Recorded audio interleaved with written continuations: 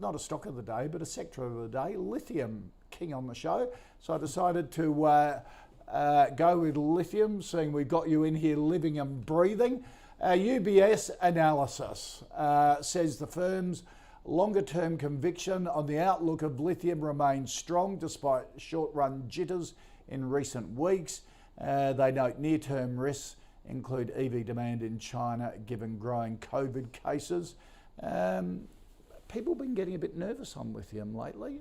Is it justified, Henry Jennings? Well, nothing goes up in a straight line forever, let's face it. The lithium price has gone absolutely bananas. Right. If you look at the top 20 stocks of 2022, apart from a couple of coal stocks in there, it's pretty much lithium across the board. So we've got old technology, coal, and new technology, lithium. Now at some stage, it has to ease. It has to come back a little bit.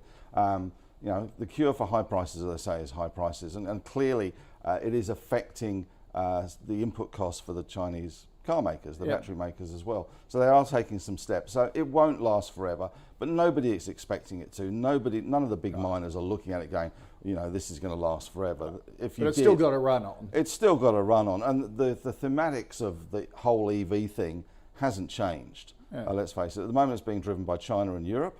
To some extent, China by a country mile with their adoption of EVs. The US has got to join in, and they are going to join in. And we're bringing tax breaks. And we're bringing tax breaks. Not that we're a very, you know, we're itsy bitsy, teeny weeny, small bikini. You know, so I think the long-term outlook's very good. There's always going to be some lumps and bumps. We're going through that at the moment. You shake the trees and the monkeys fall, and we're doing a little bit of that at the moment. Morgan Stanley put out that report. I read the 22 pages. I read the 22-page report from Morgan Stanley. It was 22 pages, that's what I thought.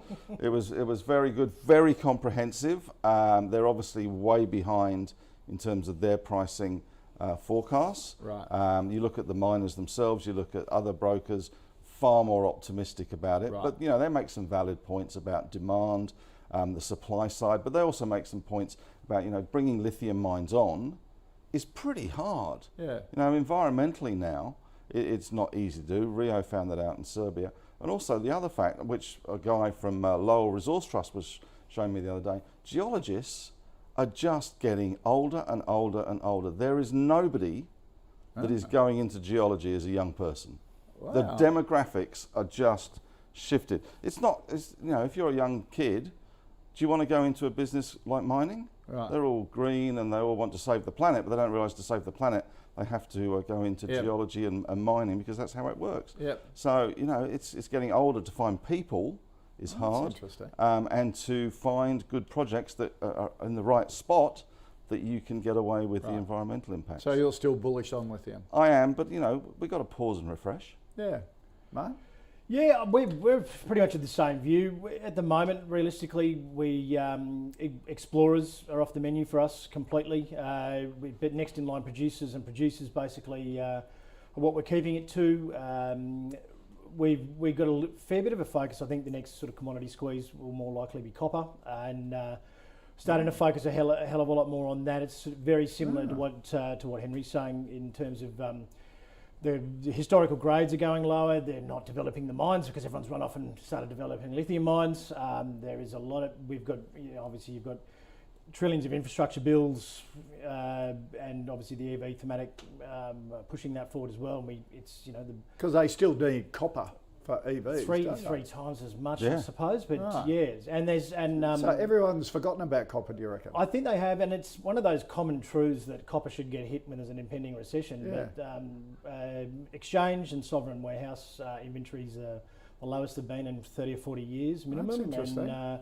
And I just and it's getting harder and harder to find. And there's also a it's not particularly environmentally friendly to refine. They use sort of acids and sulfur and things like that. So they're getting knocked back on a lot of mine development. So for more, you know, for more exploring and developing stuff, we've more shifted to copper. But yeah, they're essentially.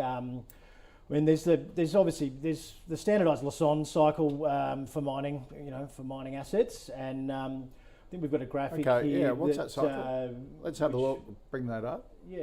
There we go. And look, I've just put in their Liontown, Sayona and Chords, basically where they roughly are in the cycle, and you know, we're not really looking at anything, you know, basically prior to Liontown, realistically.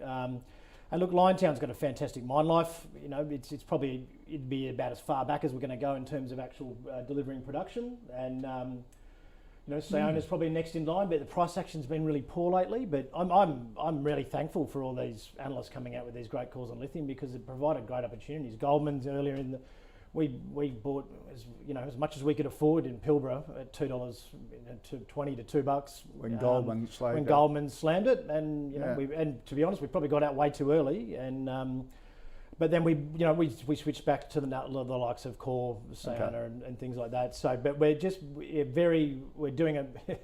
It's not a rising tide floats all boats scenario for lithium anymore. I think we're much more detailed in our Do you agree with analysis. copper?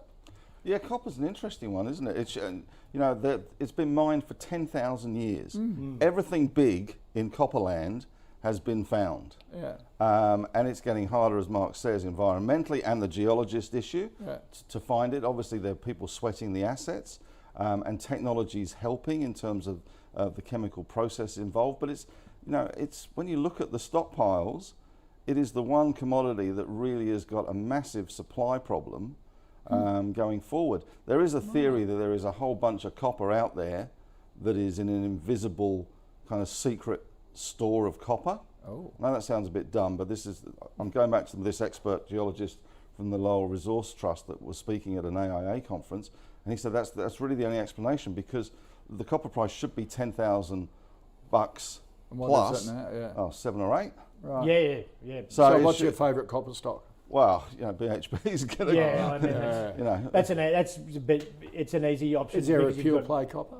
Well, BHP just bought it. Oz Minerals, Oz Oz Minerals, Minerals is, yeah. that's the big daddy of them all. But Rio and BHP got their foot on a lot of copper. That XMET that's just come on board is a new ETF. It's got a lot of the Canadian and US copper, which are more mature and are quite a bit cheaper than Oz Minerals. So Interesting. look, it's only about 6 to 8 weeks old, that ETF, but that's sort of if you suck to Aussie only, which we are, that's how we're sort of trying to get involved in it. Right. And there's little ones like AIS, Aeris is not too bad.